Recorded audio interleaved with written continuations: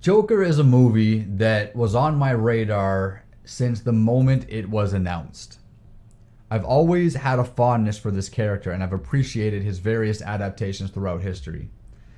This movie is what I expected it to be. It delivered what I wanted it to deliver, and it did so in a way that kept me engaged and intrigued from intro to credits.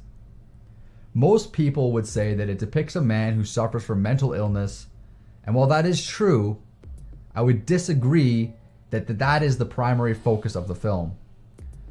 I think that what we are seeing is the depiction of a man who suffers from the way society treats him because of his mental illness. He's fine with his own internal issues. He takes his meds, he does his job, and he cares for his mom. He accepts who he is and the life that he has, and he's happy despite living in a dilapidated apartment in a slummy neighborhood. Now, this is how he was raised, and he strives for happiness even while playing with a badly dealt hand from a not so full deck. His mental illnesses are a problem for him, but they aren't the problem for him. Society is the problem. Arthur Fleck is not the villain. Society is the villain. Arthur Fleck doesn't become the villain.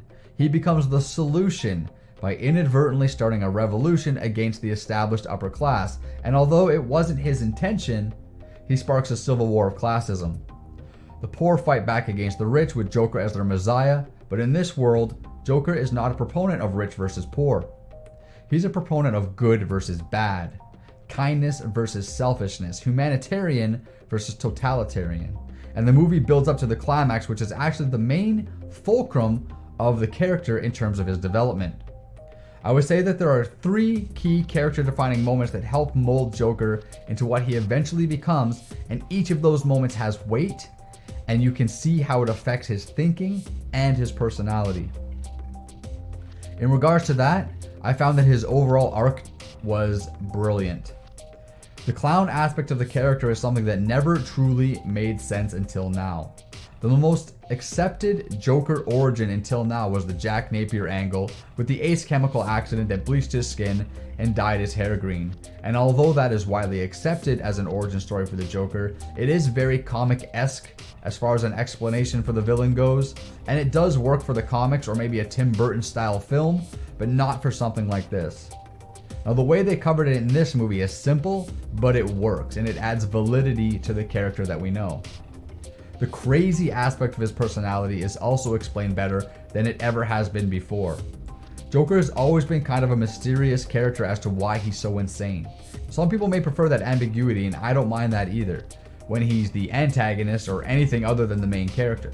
But in order for a character's arc to be complete as the protagonist, then everything has to connect and make sense, and we get actual reasons as to why and how Arthur Fleck goes crazy. The anger, the animosity, the detestation that he has for a specific part of society, being the rich and powerful, is ingeniously elaborated on, and it not only feeds the narrative of the movie, but it sets the stage for a much more dynamic feud between the Joker and Batman in the future. If you dig deep while watching, there may be some things that don't make sense, but along the way, you will find answers and everything does come together. It ties in some classic Joker lore in unique ways that, as far as I know, hasn't been done before. The root of the character in terms of his mental illnesses and his struggles are all brought to light at various times throughout the film, but they don't just go and answer each and every question without making you think. There are things that will leave you wondering what is real or who is telling the truth, and some of those things are deliberately left unanswered for the viewer to interpret on their own, which is nice. All of this is expertly performed by Joaquin Phoenix in an unrivaled performance. Everything from the setting to the score is masterfully crafted to set the tone of a world that evokes the classic Gotham aesthetic and feel that we all know and love, and it does so as its own unique entity without being a carbon copy of previous iterations. If I were to rank Phoenix against other Jokers, I would put him at the top of the list, but that might be unfair because he is the only Joker to get his own solo film. With that said, I still believe that any actor could have stepped into the Joker role in The Dark Knight and did the same quality of job that Ledger did. I do not think anybody could step into the Joker role in this movie and do the same quality job that Phoenix did.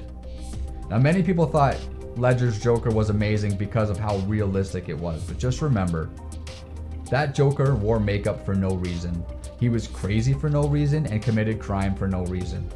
Arthur Fleck has reasons, and they make sense, which allows us as viewers to relate, which is largely why this movie was criticized as being problematic.